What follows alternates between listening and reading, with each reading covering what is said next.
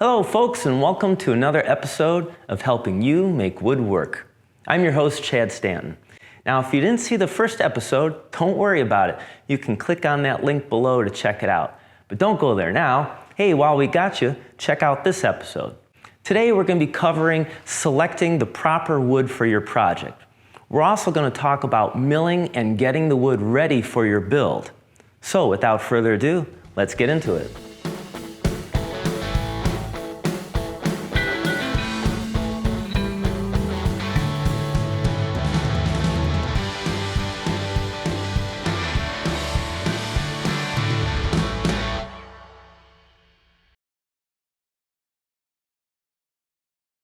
When you're out shopping for lumber, there's 3 different cuts that you're going to encounter. Now, the first one is the most common, and that's what they call plain sawn. So you can see that the grain on the top runs straight, but then when we get to the end grain, you can see these rings. Now, they do this because it yields the most out of a log, and this is going to be the most affordable cut that you're going to get, but it can give you some trouble later. These rings have the tendency to want to straighten out. And as it straightens out, well, you can see that our board now cups. This is not an ideal wood for when you're making a tabletop or cabinet doors. Now, a more stable cut is what they call rift sawn. Again, the grain on the top, and then when we get to the edge grain, you can see it runs at a slight angle. This is going to give you fewer complications with warpage. The third cut you're going to encounter is quarter sawn. You can see the grain runs straight along the top, and it also runs straight on the end grain. This is going to be the most stable. Now, it does yield the least amount in a log, which means it's going to cost more. But you can pay more up front, but it's going to produce less problems in the long run. So when you're buying your lumber, it's important to find out if it's been air dried or kiln dried. So what does this actually mean? Well, the whole purpose of what we're trying to do with the material is get it down to a moisture content of between 5 and 9%. This is considered ideal for the least amount of movement you're going to encounter. Now, if it's air dried, rule of thumb is for every inch thick that the board is, it takes about a year to dry. So it's a rather slow process. But some of the advantages are it retains the true natural color of the wood, and it's a lot easier to cut whether you're using hand tools or power tools. Now, to speed up that process, we can go to kiln-dried wood. Now, kiln-dried wood, you lose some of the color naturally from it, and the moisture content is dropped down rather quick. But by doing so, you're collapsing the cells in the wood. This can cause it to be a little bit more brittle, which makes it harder to cut. Also, too, this can produce some internal tension. So now, I know you're going to ask me, Chad, which one is better? Well, there's really no right or wrong. The most important thing is make sure you get it down to that moisture content. So if you find out that your lumber has been air dried, it's always good to double check it with a moisture meter reader to make sure you're in that percentage. Now, when I use a moisture meter reader, I like to check it in several places. I'll check it on the end grain as well as several places along the large board. Reason being is that end grain is going to dry out faster because of the pores in it, and the center of the board is usually going to have more moisture in it. I'll also even sometimes cut off the very end of the end grain and check it again. Overall, I'm looking for that average to stay between my 5 and 9% across that board. However, if the wood has been kiln dried, well then you know you're good to go. You can take it home and get right to work on your project. So I'm getting ready to lay my lumber out and mark it for the individual pieces that will make up my table. Now, you've probably noticed looking at this board that this one edge is straight and the other one isn't. And that's because the lumber store that I get it at, they call it S3S, which means surfaced 3 sides. You can buy lumber that's S1S, S2S, but the ideal one is S4S. Now, even though I bought kiln-dried quarter-sawn oak, there's still some issues, and that's dealing with warping. Now, we already covered one of the issues, which is cupping, but take a look at this one. If you notice, this one has a bow to it. It actually curves off to the side. The other problem I'm having is you can see I have some twist.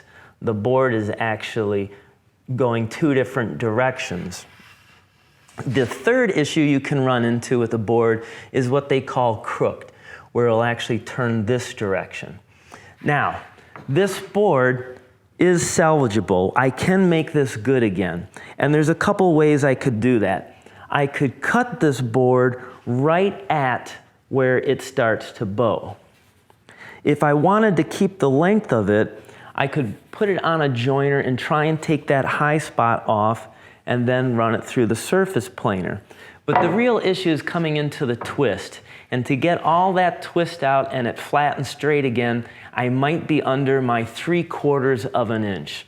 So I think for this board, I'm gonna set it aside for another project and take a look at some of my other lumber. So since the first episode, I've had time to work through my drawings and get all the individual sizes and measurements for each of the components of the table. Now, I was able to work this out through SketchUp. If you're not familiar with SketchUp, graph paper is a great way to go because it already has the scale on it for you. Now, before you head off to Woodcraft or your lumber store to buy the material, it's important to make a cut sheet. A cut sheet has each of those components of the table on it. It also gives me the quantity of each of the components. I can also write in for the thickness, the dimensions, and even a place for notes for anything particular that I have to remember to do on the certain components. Once I have my lumber, I'm gonna take my cut sheet and I'm gonna look for the best sections of the wood to fit for my individual components. Now, when I'm looking at the wood, I want to look for certain defects. In this case here, you can see that this material is darker and that I have some knots and cracks. I definitely want to stay away from those. If I have to use a section such as this where it's stained, well, I want to make sure that that is designated for an area that won't be seen, like the back of the table. All right, so this process is actually going to take quite a bit of time, but it's going to make sure that the piece looks its best. So don't rush through this. So I'm going to get busy doing that right now.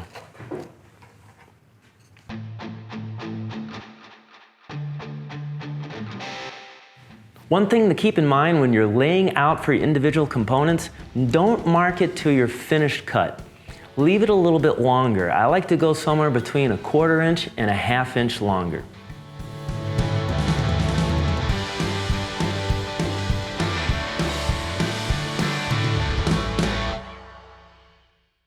All right, the order that I like to do my pieces, I like to cross cut them first. Now remember, I have this not at the finished length, but the rough length, which is my 1/4 to 1/2 inch longer.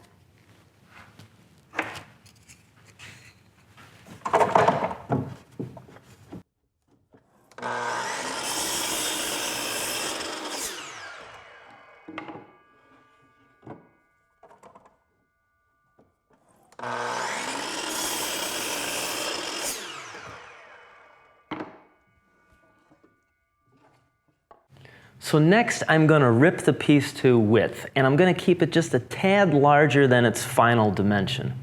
Now, a rule of thumb that I like to go to is when my fence is getting kind of close to the blade, any distance that's less than the width of my hand, I like to automatically use a push stick.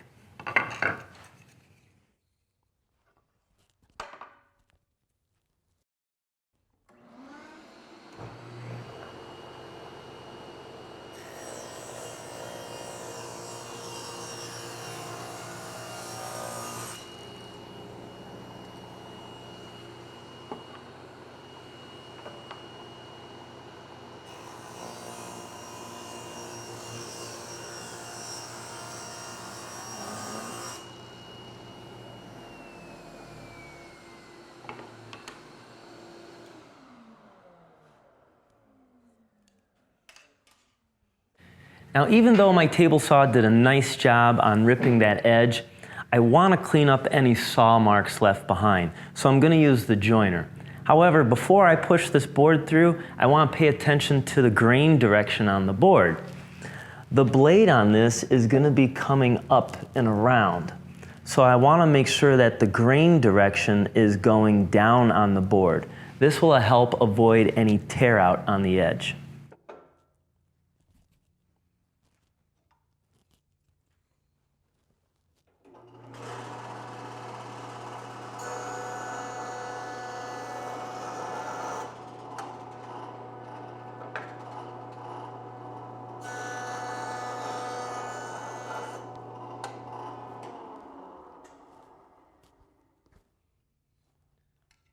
Before I go any farther, I just want to take a second to use a square and make sure that I got a true 90 degrees. Looks good. The next step is I need to get it down to the thickness that I want. Now, when I buy my material from the sawmill, it comes thicker than 3/4. It's somewhere between 7/8 and 11/16. So now's the time to plane it down to that thickness. Now, just like with the joiner, it's important what direction I put the board through. Remember, on the joiner, the blade was coming up and around, but on the surface planer, it's coming down and up.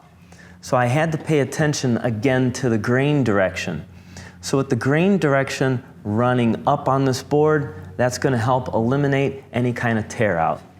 Now, before I put this through, it can really generate a lot of fine sawdust. So this is where I like to wear a dust mask.